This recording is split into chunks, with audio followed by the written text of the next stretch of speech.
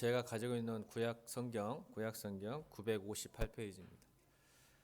구약 성경 전도서 11장 1절로 6절 말씀. 저는 교독합니다. 너는 내 떡을 물 위에 던져라. 여러 날 후에 도로 찾으리라.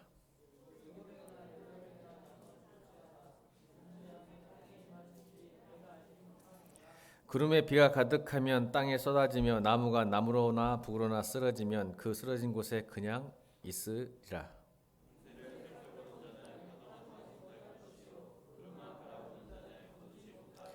바람의 길이 엿다음과 아이벤자의 태에서 뼈가 어떻게 자라는지를 내가 알지 못한 같이 만사를 성취하시는 하나님의 일을 내가 알지 못하느니라.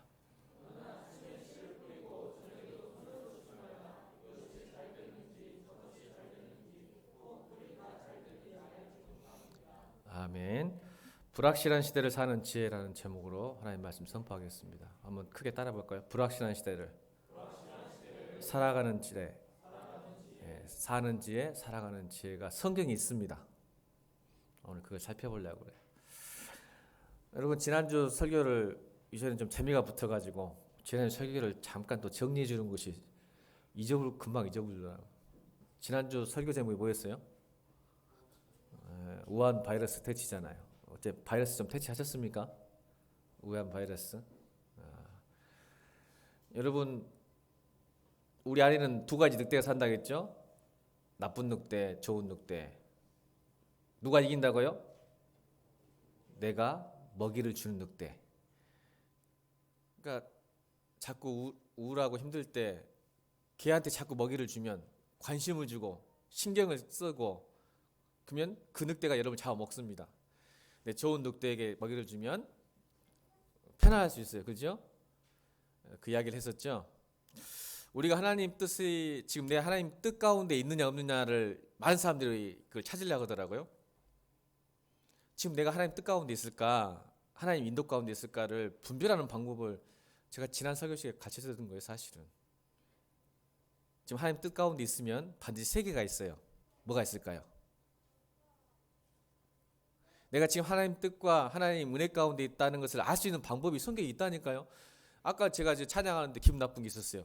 보이지 않아도 주님을 따르네. 뭘 안 보여? 보이는데. 저는 주님이 보여요. 찬양 가수는 바꿔야 돼. 이제 그건 아니겠지만 자, 극단적으로 설명했겠죠.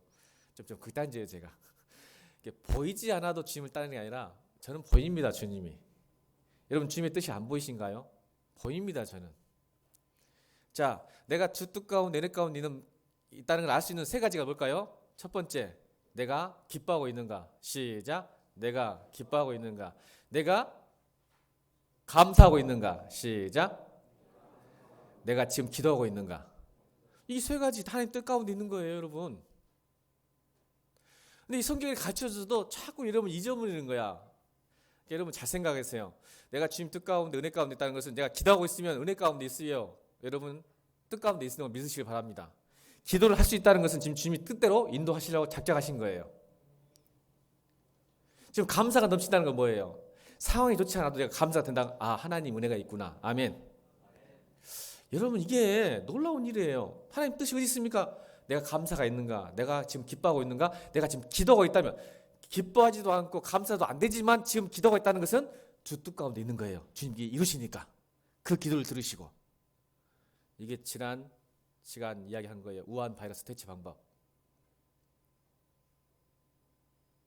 그러니까 여러분, 뭐를 결정할 때, 불확실한 시대를 살아가는 우리가 뭘 결정할 때 내 안에 기쁨과 감사와 기도가 없으면 결정하면 안 돼요. 아멘. 그러니까 제가 이런 말, 청년들 실현당하고 절대 빨리 결정하면 안 돼. 청년들이 막 헤어지고 난 다음에 막 이제 복수하려고 아무 남자 아무 여자나 막 만나는 스타일들이 있더라고. 이루어하려고. 그럼 100% 실패야. 왜 그럴까? 이미 잘못. 이게 여러분, 우리 성도들이 내 안에 기쁨과 감사, 기도하지 않는 중에 있어서 결정하면 반드시 사단의 덫에, 사단의 트랩에 걸립니다. 이걸 저장해요. 여러분, 내가 분노하거나 내가 짜증나거나 할 때 결정하는 건 절대 안 됩니다. 아멘. 그러니까 여러분 이게 지금 우리를 우리 엄마를 퇴치하는 거예요. 그래서 여러분 감정도 습관이 나겠죠? 믿음도 습관입니다. 그래서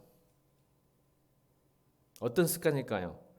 단지 우리가 지각 변동을 올해를 지금 열심히 기도하고 있고 추진하고 하는 비전에 따라가고 있는데 이 지각 변동이라는 것은 우리 외형적 태도도 변하는 것도 중요하지만 내면적 태도를 바꾸는 게 더 중요해요. 아멘입니까? 같이 바뀌면 좋겠죠. 그래서 영적 습관이요. 믿음의 습관이 바뀌어야 돼요. 어떻게 바뀌어야 돼요?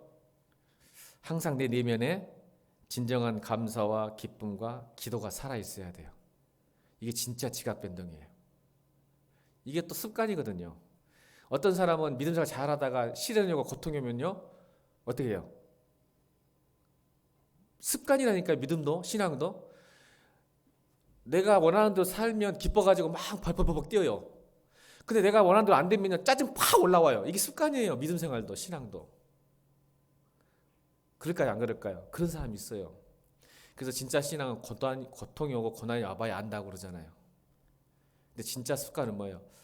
내가 잘 되고 원하는 대로 응답 받을지라도 교만하지 않고, 내가 하나님께 기도해서 실망하고 응답되지 않고 내 뜻대로 안 될지라도 또 열등감에 빠지지 않고 자제하지 않고. 아멘.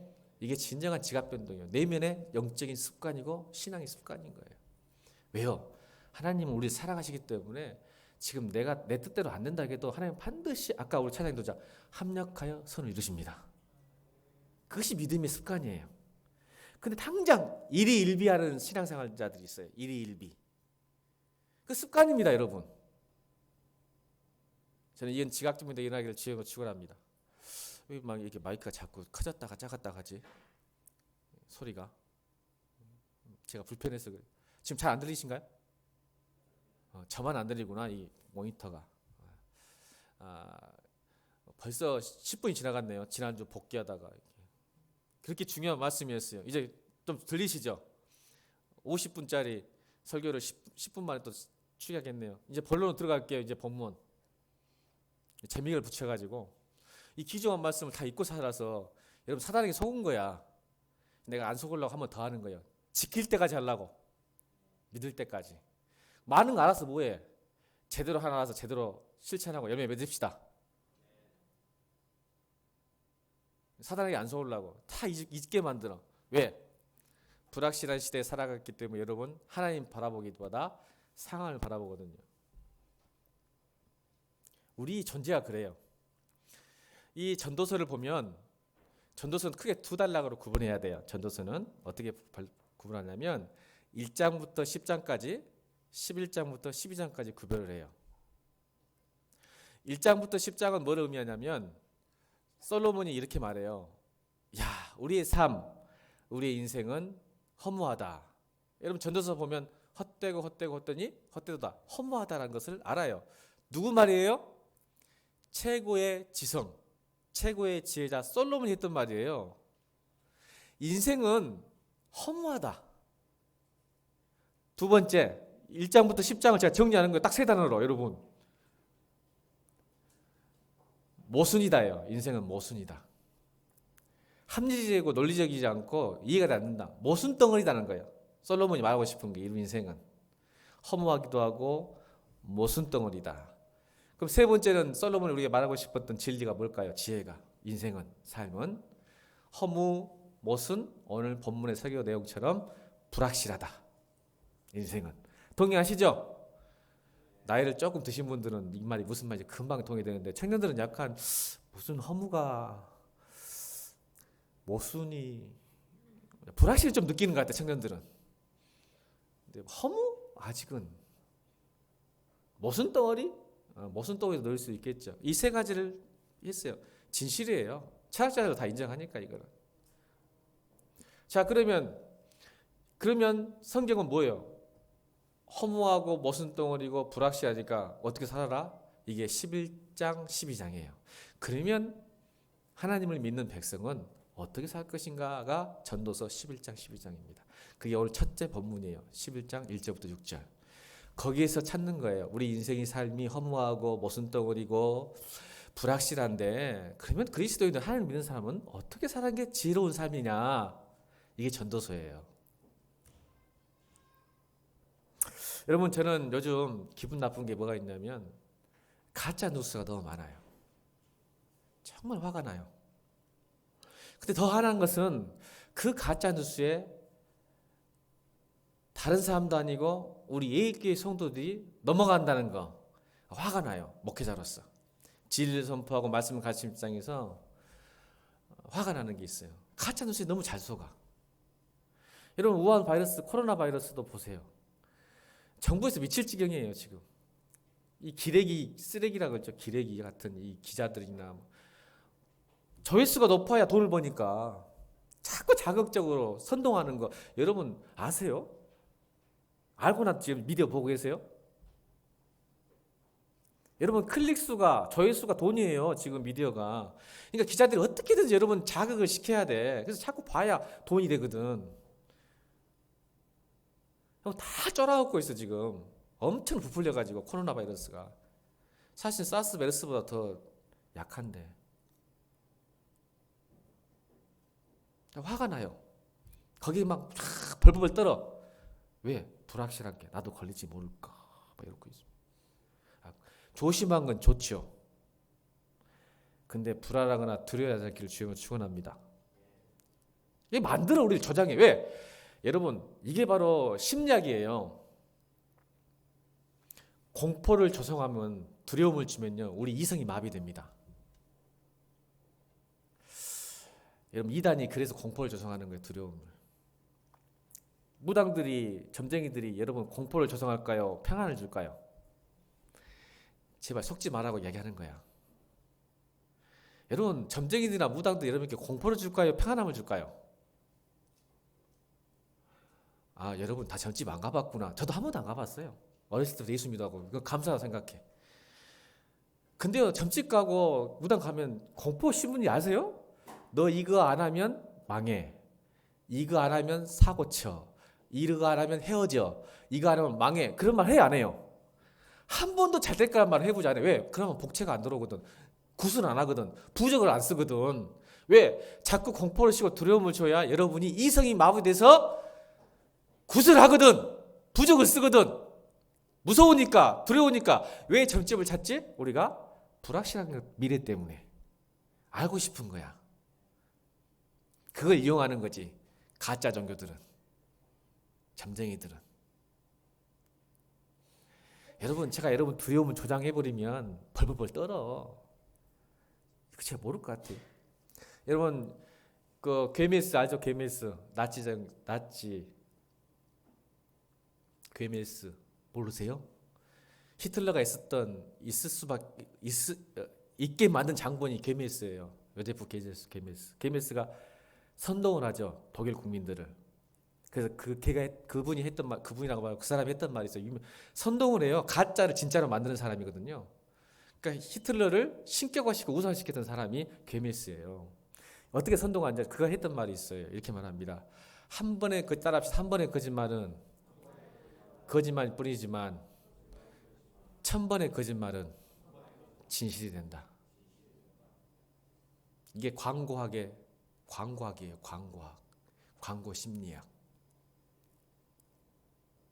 여러분 미디어를 자꾸 보면 처음엔 거짓말, 이게 거짓말 같네 하지만 자꾸 보세요. 그러면 여러분 그게 진실이 됩니다. 그래서 여러분 가짜 뉴스도 정리가 안 되면 진실로 남아 있어요. 찌꺼기들이.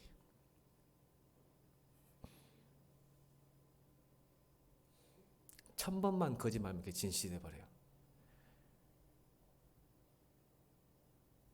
저는 그래서 화가 나는 거예요.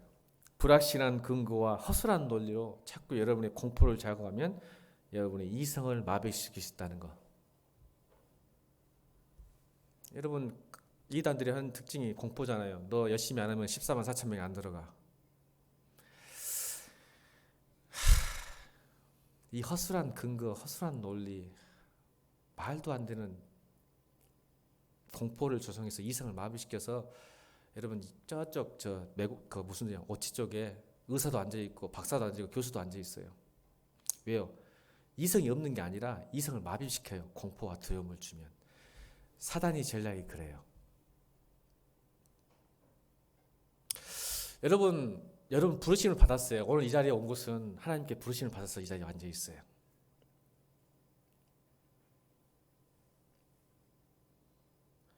어쩌 이 정도는 아멘이 돼야 되는데 아멘이 안 되는 거죠. 이제 뭐들 지금 뭐하고 앉아 있는 거예요, 지금 여러분? 하나님이 부르셔서 지금 이 교회에 앉아서 예배드리는 줄 믿습니다. 내가 믿어서 한 사람은 여러분 잘못 믿은 거예요. 딴 데 가세요. 내가 믿어가지고 왔어. 이렇게 하시면 안 됩니다. 주님이 부르셔서 왔어요. 그러니까 여러분은 부르심을 받은 사람들이에요. 근데 여러분도 삶 속에서 많은 경우 부르심을 받았어요. 부르심을 받고 살아요. 어떤 부르심을 받고 살까요? 여러분 제가 TV 광고를 보거나 유튜브를 한 번씩 들어가거나 인터넷 보면요 굉장한 부르심들이 많더라고요. 어떤 부르심이요? 서울 지하철 버스를 제가 안 타서 이제 모르는데 서울 한 번씩 가면 이제 제가 차를 놔두고 가니까 지하철을 많이 타잖아요. 서울 한 번씩 가면 지하철을 가도 부르심, 여러분 서점 가도 부르심이에요. TV 광고도 부르심이에요. 어떤 부르심이 있는지 아세요? 네가 행복하려면 이렇게 해야 된다고. 네가 성공하려면 이렇게 해야 된다고. 이거 부르심입니다. 안 부르심이에요, 여러분? 여러분 서점 가도요. 네가 성공하려면 먼저 성공한 사람들이 어떠한 습관과 어떠한 생각을 살았는지 그걸 보고 배워라. 부르심이죠. 네가 성공하려면 그걸 읽어야 한다는 거예요. 네가 행복하려면 이거 가져야 된다. 여러분 그 부르심에 응답하십니까? 응답하실 거예요. 요즘은 스타일러가 뭔가요? 부르심이 있더만. 미세먼지 막 바이러스, 코로나 바이러스니까 옷 소독하는 거 있어요? 가전제품? 이제 건조기를 뛰어넘어갖고 이제는 막 이제 그걸 뭐라 그래요? 맞죠? 이거 막 하라고 부르심이 있잖아요. 네가 어느 정도 살려면 이 정도 있어야 돼. 행복하려면, 병 안 걸리려면 스타일러 그거예요? 발음이 안 돼서. 우리 성도는 건조기 놓는 데가 많으니까 말할 수는 없지만 건조기 김치냉장고 부르심에 응답하셨잖아요. 네가 성공하려고, 네가 행복하려면 네가 이거 있어야 되라고 자꾸 부르시잖아요. 세상은. 그러니까 이제 그거 가져보니까 행복하던가요? 성공하던가요? 이게 불확실한 시대를 조장하는 이 미디어예요. 세상이 그렇게 자꾸 너 이거 가지면 불행해, 이거 안 가지면 성공 못해 하고 자꾸 말하는 거예요. 근데 여러분 하나님의 부르심은 잘 순응 안 하고 그 세상의 부르심은 자꾸 아멘해, 아멘. 이거 가지면 행복할 거야. 속고 살아 또. 없는 것보다 낫겠지만 없어서 불안하거나 두려워하지 않기를 주님으로 축원합니다. 짜증내지 않기를. 이게 사탄의 전략이라니까요. 불확실한 시대에 살아가는 성도들에게, 세상 사람들에게 네가 불확실하니까 이것만 있으면 확실해져 라고 말하는 가짜 부르심. 있어 보니까 행복해요? 있어 보니까 확실해지는가 인생이?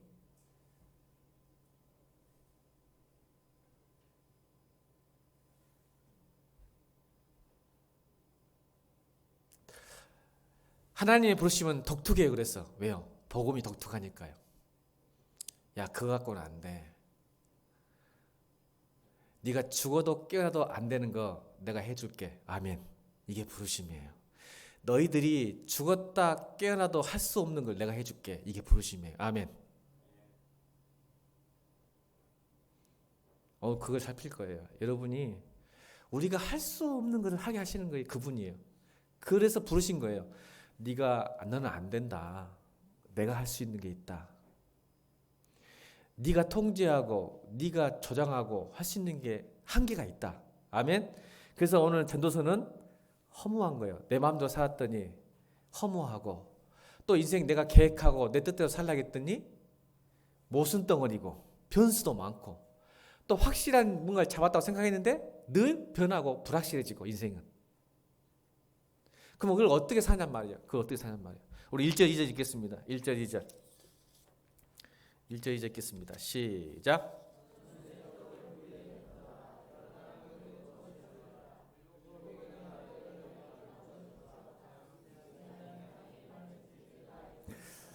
성경은 두려움의 원인을 1절부터 6절까지 세 가지로 이야기합니다. 우리 인간이 왜 두려우냐라는 원인을 세 가지 얘기하는데 2절이 나오죠. 2절 읽겠습니다. 다시 한번 시작.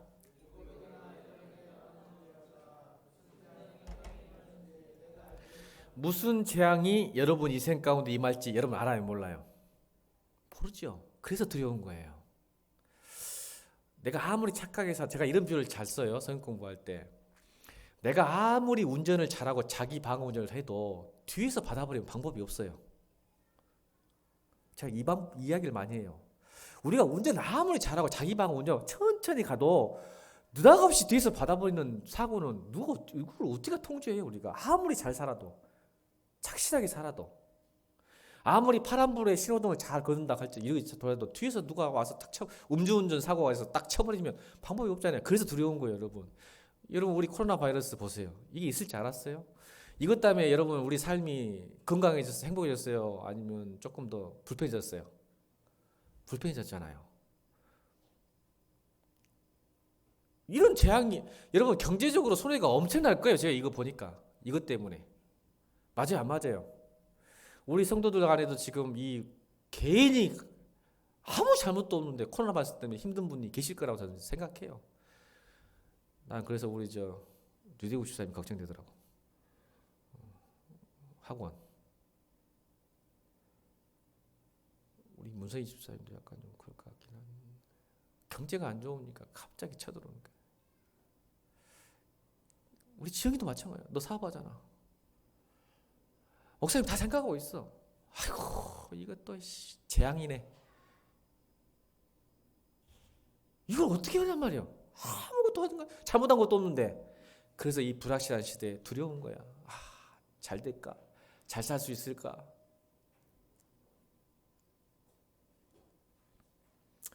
자, 5절 읽겠습니다. 그럼 두 번째 불확실한 이유가 뭘까? 5절 시작.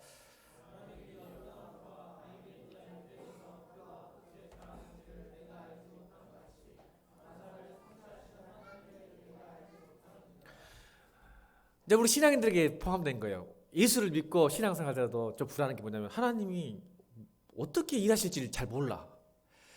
나의 어떤 프레임과 나의 생각대로 하나님이 움직이면 좋을 텐데 하나님은 결코 그런 분이 아니요. 그러니까 신앙생활에도 그러니까 여러분 내 뜻이 하나님 뜻에 대입되지 않고 사실 내 뜻이 하나님 뜻에 대입돼야죠. 그죠? 하나님 뜻이 내 인생에 대입돼야 되는데 우리 자꾸 신앙생활 하다 보면 내 뜻이 하나님 뜻에 들어가길 원하는 거예요. 그래서 내가 원하는 대로 이루어지는데 하나님은 절대 그러신 분이 아니에요. 여러분 잘못 믿으신 거예요.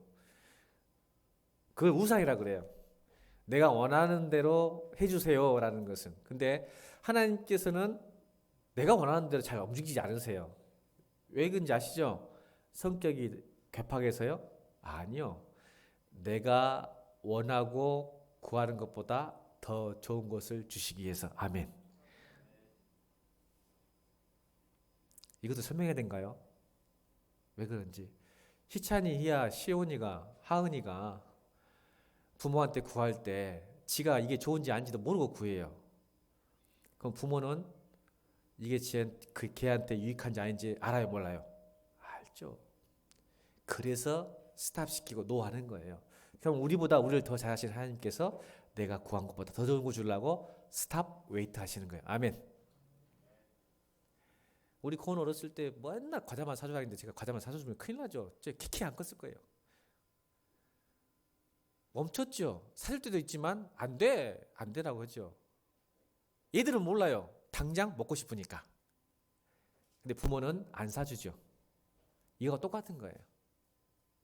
그래서 우리는 좀 불안해. 왜? 이제 우리 믿음의 영역이죠. 하나님 믿으면 좋을 텐데 그렇게 내 방향대로 안 돼.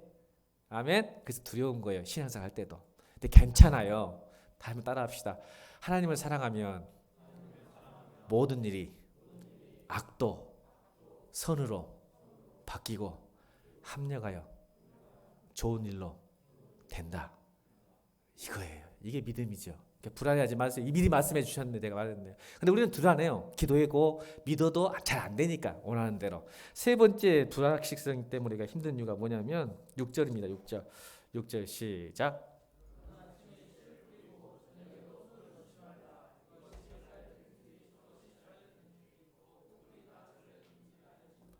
이것 때문에 불안해요. 무슨 말이냐면 이 세상이란 것이 우리가 열심히 해도 열심히 한 대로 결과를 얻어요, 못 얻어요? 못 얻죠. 그것 때문에 불안해요. 열심히만 하면 된다면 얼마나 좋겠어요. 근데 열심히 살아도 잘 안 되거든요. 그래서 불안하고 힘든 거예요. 이것이 우리에게 남은 건 뭐죠? 잘 짜여진 계획밖에 없어요. 우리 인생에 남은 것은 잘 짜여진 계획 속에서 살아가는 것뿐이에요. 근데 이것이 잘 될지 저것이 잘 될지 우리는 몰라. 내 계획대로 되면 얼마나 좋은데 계획대로 안 돼. 열심히 살았어. 잠도 안 자고 놀고 싶은 거 안 놀고 했는데 결과가 안 좋은 거야. 이것 때문에 좀 불안하다고 생각합니다.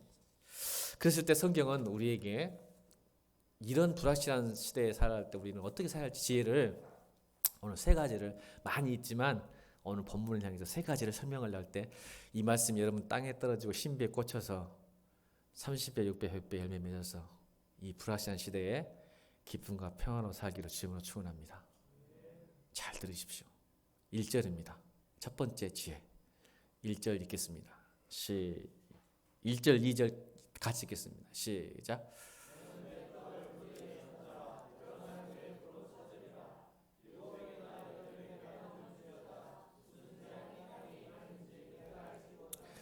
여러분, 우리가 불확실한 시대를 살아갈 때 여러분이 지갑이 열립니까? 지갑이 닫힙니까?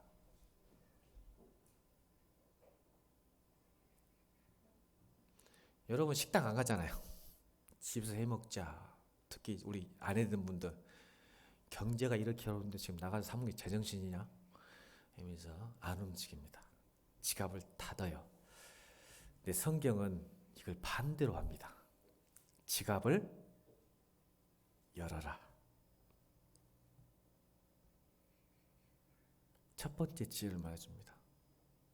이 본문이 좀 어려운 해석이 좀 물 위에 떡을 던지단 말이 무슨 뜻일까? 이것은 관용적 표현이죠. 솔로몬 시대 때 그 당시에 행했던 그 관습과 문화였습니다. 그러니까 우리 때는 이걸 떡이에요, 빵이에요. 그러니까 여러분의 소유 재산, 여러분의 시간, 여러분의 달란트를 물 위에 던지는 거예요. 캐스트 하라는 거예요. 캐스트 던져라. 이 말은 샌드 아웃 시켜란 말이죠.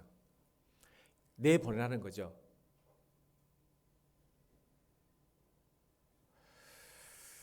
우리는 지갑을 닫고 내 시간과 내 재능을 누구에게 주기를 싫어합니다. 불확실한 시대에 살 때 자꾸 자기를 향해서만 쓰려고 하죠. 근데 성경은 그렇게 하지 마라. 내 떡을, 내 소유와 시간과 내 능력, 스펙을 던져버려라. 어디다가? 물 위에. 여러분, 떡을 물 위에 던지면 무슨 일이 날까요? 없어지는 거예요. 물 위에 던진다는 것은 떡을 한번, 여러분 밥을 한번 물 위에 던져보세요. 떡을. 없어져 버려요. 이 말 무슨 뜻이냐면 네가 너의 소유와 시간과 달란트와 은사와 재능을 물 위에 아무 의미 없다고 생각하면서 던진다는 것은 다시 찾으려고 하지 말한 거예요. 우리는 투자의 개념이 있어요. 내가 뭔가 내 소유를 주고 누구에게 시간을 투자하고 재능을 투자하면 그것이 나에게 다시 돌아올 때 뭔가로 와야 된다는 개념이 안에 숨어져 있어요. 투자 개념이, 인베스트. 그래서 성경은 너의 소유와 시간과 재물을 쓰고 달란트를 쓰는데 아예 받을 생각을 하지 마라. 그런 마음으로 던져라, 써라. 그런데 놀랍게도 성경은 불확실한 시대, 뒤가 중요해요. 여러 날 후에 우리가 알지도 못한 시간과 타이밍 때 다시 찾으리라. 근데 우리는 뭔가를 투자하기 위해서 던졌다고 생각했는데 그렇게 안 되지만 하나님은 그것이 너에게 돌아오게 만든다는 거죠. 아멘. 이게 믿음이에요. 이제 이 말을 제가 이제 예화를 들어볼게요. 이런 경우에요. 여러분 이효령 교수님 아시죠? 제가 대학 다닐 때 참 좋아했던 교수님인데 우리나라의 최고의 석학이죠. 지금 살아계신 석학이죠. 몇 안 되는 석학입니다. 근데 그 이효령 교수님이 어렸을 때 이야기를 하셨어요. 할머니 이야기를. 1950년도 할머니 이야기를 했는데 그 집이 좀 부자였어요. 굉장히 부자였나 봐요.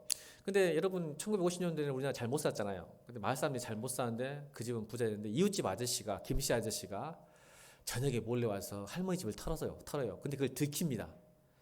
들키는데 할머니가 참 지혜로우셨던 것 같아요. 근데 그 종들이 많았으니까 하인들이 많았으니까 하인들 보고 에이 김서방 이서방 저 이웃집 아저씨가 담 넘어와서 찾아가는데 내가 낮에 곡식을 좀 준다고 했는데 너무 바빠서 그런가 저녁에 왔네. 그러니까 얼마나 무겁겠는가. 당신들이 한가마시 쳐서 그 김씨 아저씨 집에 갖다 주소라고 했어요. 그걸 듣던 우리 그 옆에 있는 김씨 아저씨가 얼마나 쑥스럽고 부끄럽고 그러면서 감사했겠어요. 근데 나중에 생각지 못한 일이 났습니다. 여러분 1950년대 무슨 때죠? 6.25 때죠. 공산당이 내려왔어요. 마을에 내려오면 제일 먼저 했던 게 뭐였을까요? 영화에서 봤잖아요. 교과서 배웠잖아. 잘 살고 지식인들 잘 사는 사람 다 죽였잖아요. 그래서 근데 가장 못 샀던 이 김씨 아저씨가 인민위원장이 됩니다. 그래서 동네 부자와 선생님들 경찰들 다 죽이죠. 죽창으로. 모르세요? 죽이잖아요. 그때 그 김씨 아저씨가 인민위원장에 대해서 뭐 어떻게 했을까요? 다른 사람 몰라도 이 할머니는 꼭 살려야 된다고 목숨 걸고 말려가지고 그 집안이 다 살았답니다. 실합니다. 이게 성경이 말하는 우리가 예측하지 못한 시대, 불확실한 시대에 사는 하나님의 지혜예요. 저는 이게 이 기쁨이 우리 성도들 있기를 주님으로 축원합니다. 요즘 시대는 너무 불확실 때문에 자꾸 자기 아는 것만 자기만. 여러분 우리 청년들이요 무슨 세대인지 아세요? 파이 세대라 그래요. 파이 세대. 1980년대부터 2000년대 태어난 애들을 파이 세대라 그래요. 파이 세대. 파이가 뭔지 아세요? P가 뭐예요? P. 나도 기억이 안 나네. 봐야 되겠다. 퍼스널리티. 개성이 존중해요. 개성 존중. 중시해요. 다른 거 다 필요 없어. 엄마 아빠도 필요 없고 내가 내 개성 중시해요. 아이가 뭐예요? 인베스트. 자기개발 투자. 인베스트 인 마이셀프. 파이 세대들의 특징이 뭐냐면 개성을 존중해. 프라이버시. 누가 어떤 부모나 어떤 선생이나 목사님이 자기의 삶에 관여하는 걸 굉장히 귀찮아해요. 싫어해요. 퍼스널리티가 굉장히 강해요. 두 번째는 인베스트 하는데 in myself예요. 자기를 향한 개발에 투자하시지 남에게 투자하지 않아요. 자기에게 투자해요. 마지막 E는 뭐예요? experience요. 경험을. 그러니까 소비를 하는데 경험을 삽니다. 이 사람들은 뭔가 경험하기 위해서 돈을 써요. 근데 이 사람들은 미래에 투자하지 않습니다. 왜요? 포기하기 때문에 소비해요. 더 이상 잘 살 수 없다고. 불확실한 시대 때 이 사람들은 절대 우리 때는 야 열심히 노력해서 돈 모아라. 열심히 노력하면 언젠가 결과를 나타난다. 이렇게 배웠잖아요. 근데 파이 세대는 그걸 못 믿습니다. 그래서 집은 없어도 좋은 자동차를 타고 다니죠. 현실을 누리고 싶은 거예요. 불확실한 미래 더 이상 포기해보는 거예요. 미래에 대한 소망이 없어요. 당장 느끼고 누려야 돼요. 이게 파이 세대입니다.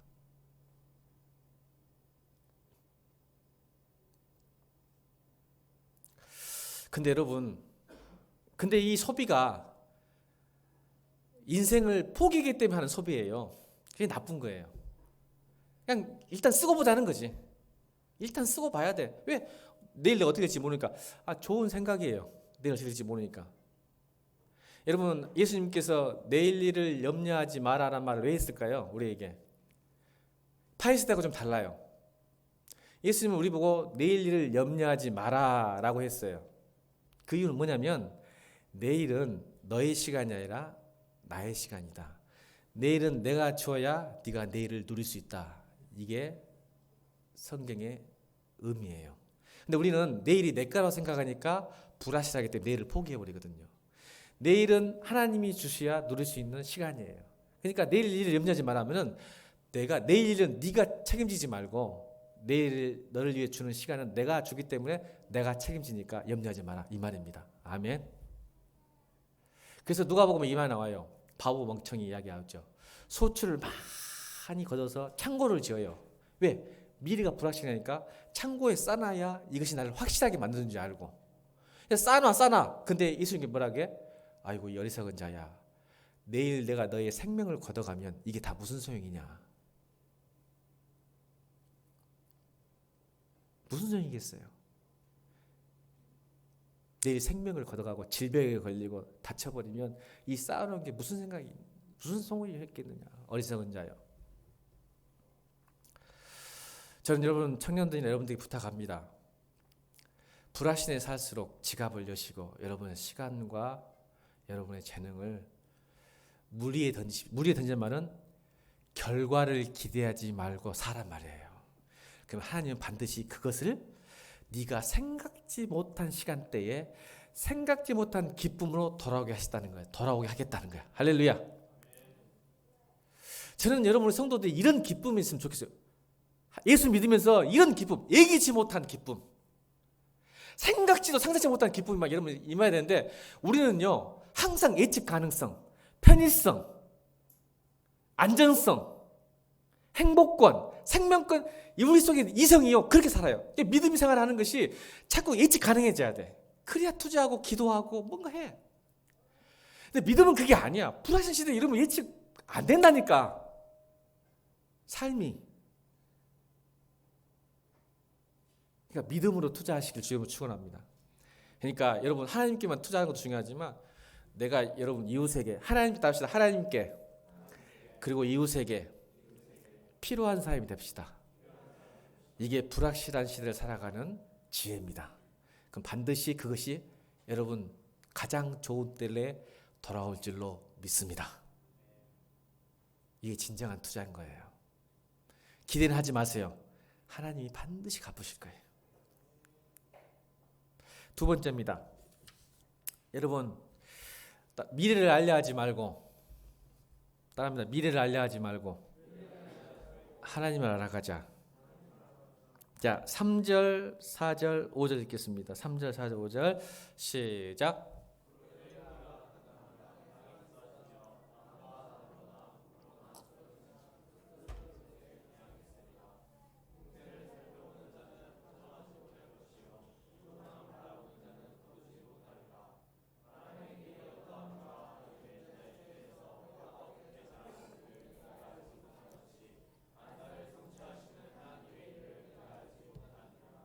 아멘. 보세요. 구름에 비가 가득하면 땅에 쏟아지며 나무가 나무로 부그러나 쓰러지면 그 쓰러진 게 그냥 있으리라. 이 말은 굉장히 문학적 표현입니다. 솔로몬이 참 문학 공부를 잘했나 봐요.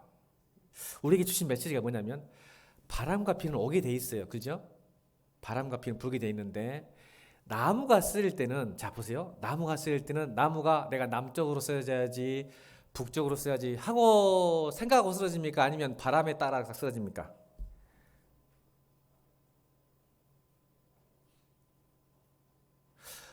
이렇게 쉬운 것도 대답 안 하면 설교가 길어지는데 다시 비바람이 몰아치는데 나무가 쓰러져야 할 때가 됐구나.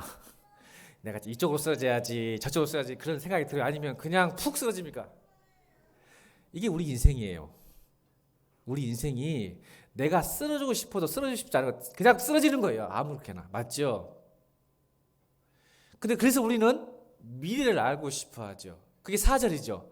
풍세를 살펴보는 자 파종하지 못할 것이요 구름만 바라보는 자. 미래에 대해서 알고 싶은다는 게 이게예요. 풍세를 알고 싶은 거예요. 그 다음에 또 뭘 보여? 구름만 봐. 구름 보면 뭐가 온다는 거예요? 비가 온다는 거예요. 바람이 불면 돛을 올려야죠. 근데 여러분 뭐예요? 이 말은 여러분 기회를 찾을 때 꼭 미래를 뭔가를 알고 싶어서 길을 찾으려고 그래요.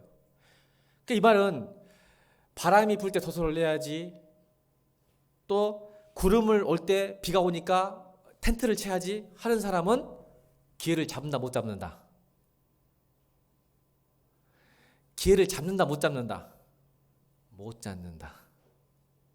그러니까 내가 쓰러지고 싶은데 쓰러질 수가 없다는 거예요. 그러니까 무서워요. 기회가 올 때는 기회를 풍세, 구름 이런 거 생각하지 말고 도전하고 실행하라는 거예요.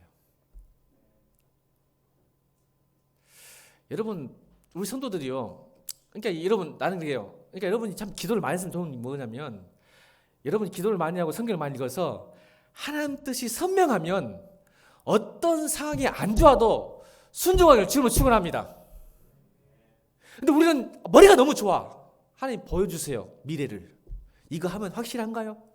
하나님 한 번도 그렇게 말씀 안 하세요. 미래를 알려 하지 말고 뭘 알아? 하나님을 알면 풍세를 볼 우리는 이렇게 돼야 내가 하지라고 늘 쫄아 있어. 이 인생이. 그러니까 기회를 항상 놓치는 거야, 여러분이. 여러분 그렇게 해서 못할 사람이 누가 있어? 다 하지. 구름이 보이고 비바람이 불고 풍세가 있을 때 이거 해야 되는 거 누구나 다 알지. 그러니까 여러분 성도라면 하나님 뜻을 선명해진다면 어떤 상황에도 오늘 찬양하더만 주님이 말씀하시면 내가 나아가리라. 아멘. 기회를 놓쳐버리는 거야. 자꾸 예측 가능성 때문에 이래야 내가 이거 하지. 이래야 이거 하지. 근데 여러분 하나님 말씀하셨잖아요. 하나님은 역사의 주관자이십니다. 시간의 주인이십니다. 여러분 하나님이 주신 메시지 기도할 때 응답이 된다면 선명해진다면 무조건 순종하기를 바랍니다. 그래서 성경은 말하죠. 호세아서 4장 6절 읽겠습니다. 호세아서 4장 6절. 호세아서 4장 6절 시작.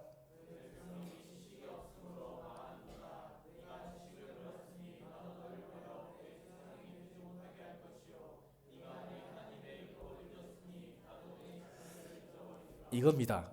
다시 따라합니다. 미래를 알려 하지 말고 하나님을 알자. 내 백성이 지식이 없으면 망한단 말은 하나님 아는 지식이 없어서 망하는 거예요. 불확실한 시대 때도 나무가 쓰러진 것처럼 아무 힘도 못 쓰고 푹푹 쓰러지는 거예요.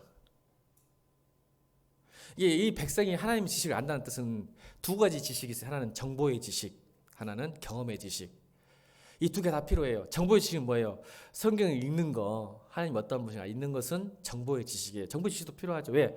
그 정보의 지식 때문에 경험의 지식이기 때문에. 그러면 그 하나님의 말씀을 알았다면, 정보의 지식을 알았다면 그 말씀대로 살아보는 것, 그것이 경험된 지식이죠. 이것이 하나님을 안다는 거예요.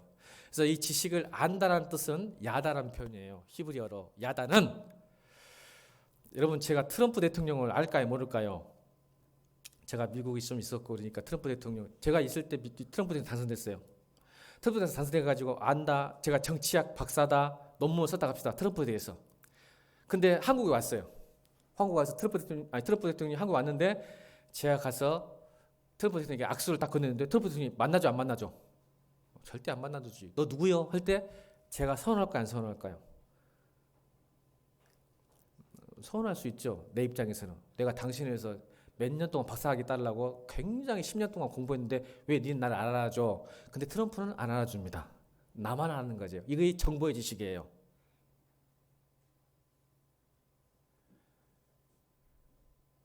나는 트럼프에 대해서 엄청 아는데 트럼프는 나를 몰라. 너 누구야? 근데 그것을 트럼프를 안다고 하면 이상한 사람이에요. 관계를 맺어야죠. 트럼프와 밥을 먹고 트럼프와 이야기도 하고 악수도 한번 해야 국목사님 하고 이렇게 아는 거잖아요. 근데 여러분 하나님 아는 지식을, 정보의 지식을 알면 물론 아는 거예요. 그분에 대해서 트럼프 쩌다 이야기 강연도 2-3시간 할 수 있을걸요. 목사도 성경만 잘 읽으면 설교할 수 있어요. 하나님이 누군지도 모르면서. 여러분 설교를 아무나 하는 거 아니에요. 정보 알아가지고 강의하는 데서 하면 되는 거지 뭐. 근데 경험된 하나님, 살리는 하나님, 살리는 생명의 말씀을 나누는 것은 하나님과 관계 맺어야 돼요. 경험되어야 돼요. 그게 되길 주님으로 축원합니다. 그게 하나님을 아는 거예요. 이 두 개가 함께 가는 거예요. 그래야 그분이 어떤 분인지 생생하게 전할 수 있어요. 내가 진짜 만나봤더니 진짜 그러던데, 이 말씀에 써진 하나님이 진짜 맞던데, 트럼프가 진짜 버르장머리 없더라, 지 밖에 모르더라, 이렇게 아는 거예요 진짜로.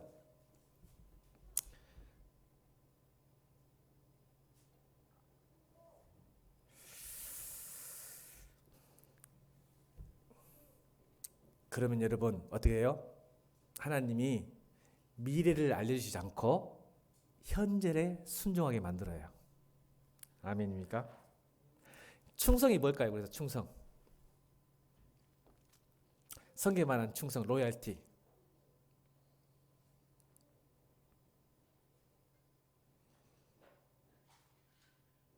불확실한 시대에 충성이라는 것은 어떤 일이 있어도, 무슨 일이 있어도, 나무가 쓰러지고 풍세가 바뀌고 바람이 불고 바람이 젖어도 끝까지 그 자리를 지키는 게 충성이에요.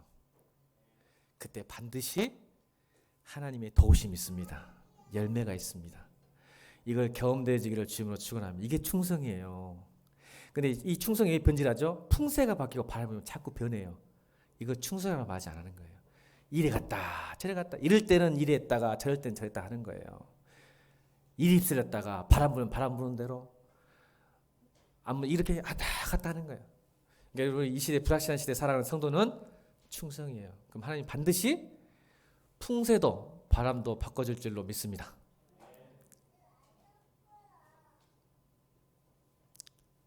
마지막 세 번째, 6절 읽겠습니다. 6절 시작.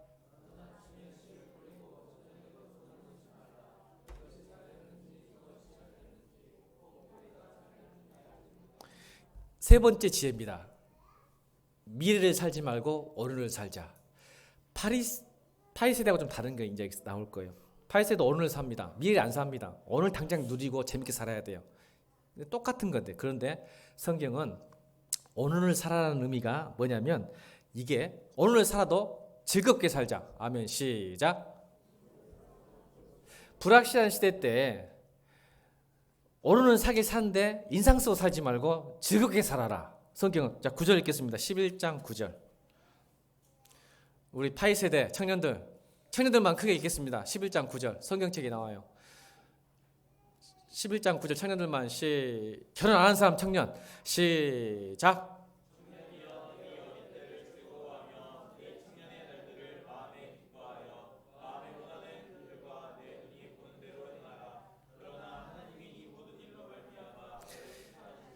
다 같이 읽겠습니다. 시작.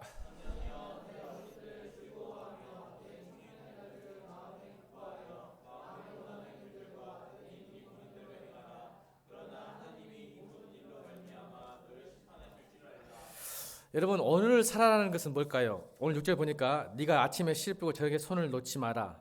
그러니까 오늘을 최선을 다해 사는 거예요.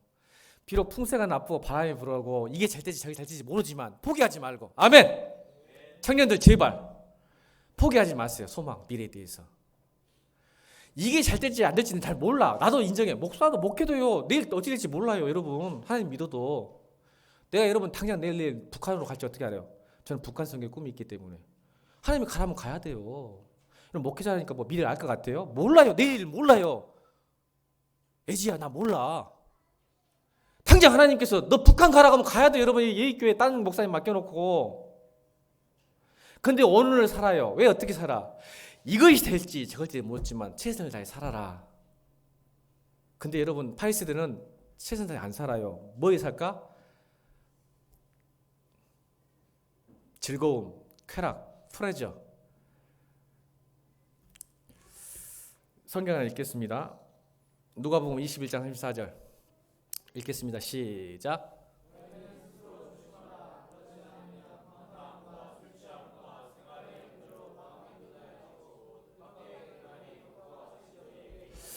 오늘을 살아가도요, 어떤 사람은 염려 속에 살아요. 어떤 사람은 즐겁게 살아요. 오늘 9절 읽었죠? 11장 9절. 청년아, 너희 때 즐겁게 살아라. 오늘을. 아멘. 옆에 사람 인사합시다. 오늘을 즐겁게 살자. 여러분, 오늘을 최선을 다해서 안 사는 사람 없어요. 다 살아. 왜? 불확실한 시대의 순기능, 좋은 점이 뭔지 아세요? 불안하기 때문에 열심히 살아요. 따라합시다. 불안하기 때문에 열심히 사는 좋은 목적도 좋은 뜻도 있다. 불안한 사람은 열심히 삽니다. 그게 좋은 순기능이에요. 근데 열심히 살아요. 불안하기 때문에. 그러나 즐겁게 사십시오. 근데 뭐야죠? 염려로 마음이 들어지면 짜증과 분노와 하루하루 열심히 사는데 힘들게 삽니다. 여러분 놀랍게도 염려가요, 방탕함과 술 취함과 동등하게 있습니다. 여러분 염려가 죄라고 생각하지 않죠, 여러분? 여러분 방탕하면 죄라고 생각하죠? 방탕하면 죄 아니에요. 방탕이 뭔지 아세요? 쾌락을 위해서 자기의 시간과 돈을 투자하고 중독되는 상태를 방탕이라는 거예요. 따라합시다. 방탕함은 자신의 쾌락을 위해서 돈과 시간을 투자하고 중독된 상태. 그래서 술 취함은 중독된 대표적인 케이스. 이게 술 취함이에요. 불확실한 시대를 살기 힘드니까 술 취해서 항상. 이거 제가 현대 성격으로 바꾸면 중독이라는 표현으로 쓰고 싶어요. 현실 도피하기 위해서 중독에 빠져. 게임 중독, 도박 중독, 술 중독이 뭔지 아세요? 현실 도피예요. 중독은 뭐든지 현실 도피입니다. 답답한 현실 도피하기 위해서 뭔가를 쾌락을 쫓기 위해서 게임 중독에 빠지는 거예요. 그 진리예요. 그런데 이 방탕함이 생활의 염려와 동등하게 성경은 봅니다. 죄입니다, 염려가. 오늘 즐겁게 삽시다, 청년들. 아멘. 그런데 오늘 9절의 마지막이 중요해. 이게 파이 세대와 다른 거야. 9절 다시 읽습니다. 9절 시작.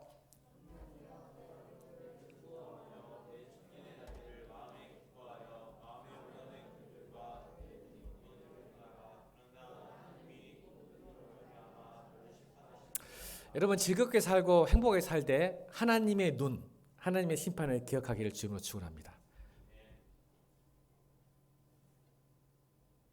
오늘 즐겁게 살아도 하나님 보실 때 기뻐하시는지 아닌지를 기억하며 기뻐하십시오.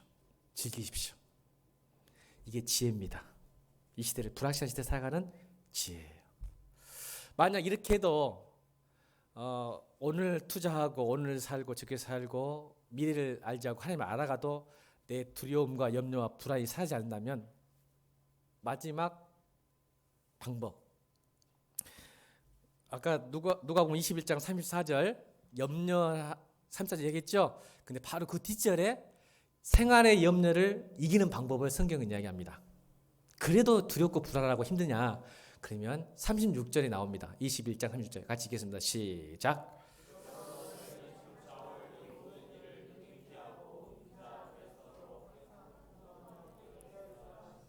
아멘.